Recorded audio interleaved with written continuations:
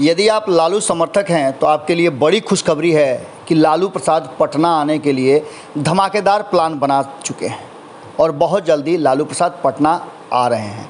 लेकिन बात यहीं तक नहीं है।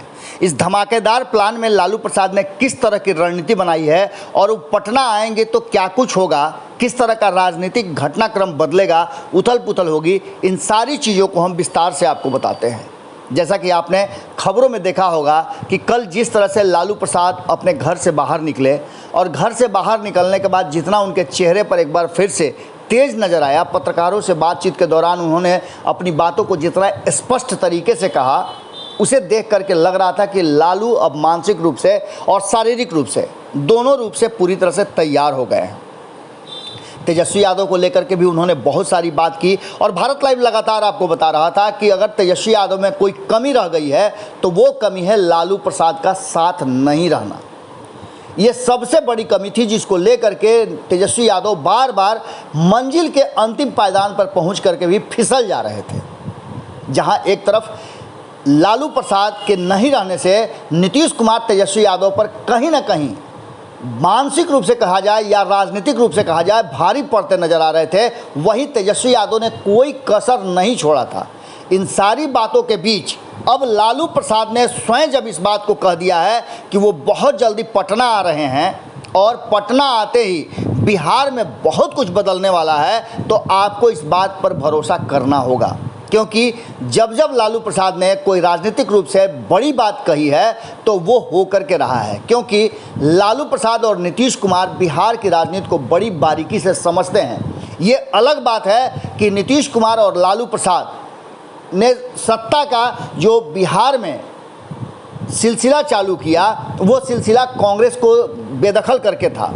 शुरुआत इसकी निश्चित रूप से लालू प्रसाद और नीतीश कुमार के गठजोड़ नहीं किया था और बाद में आपने देखा कि एक बार फिर से जब भारतीय जनता पार्टी से मन खट्टा हुआ तो लालू प्रसाद ही सहारा बने थे नीतीश कुमार का।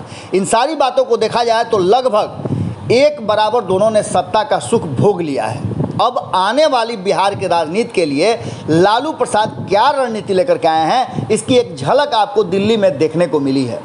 आपने देखा कि किस तरह से सारा विपक्ष जब एकजुट होने का प्रयास कर रहा था तो उसे लालू प्रसाद की याद आई और प्रशांत किशोर ने शरद पवार के जरिए लालू प्रसाद को मैसेज भेजा। उस मैसेज के बाद अचानक से लालू प्रसाद का चेहरा जो है और शरीर दोनों ही और ज़्यादा स्फूर्ति भरा हो गया।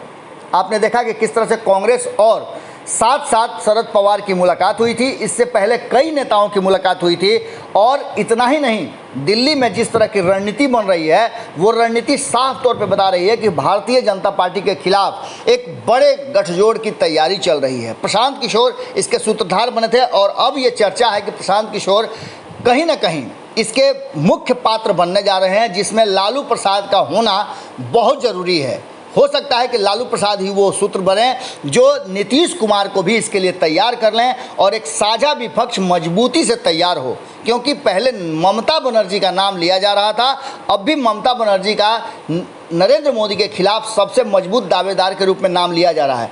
लेकिन अगर व्यवहारिक रूप से देखा जाए तो नीतीश कुमार यदि तैयार हो जाते हैं तो वो सबसे मजबूत दावेदार होंगे नरेंद्र मोदी के खिलाफ। और सबसे बड़ी बात यह है कि लालू प्रसाद और सारा विपक्ष एक बार चाहता है कि बिहार से कोई इस देश का प्रधानमंत्री बने।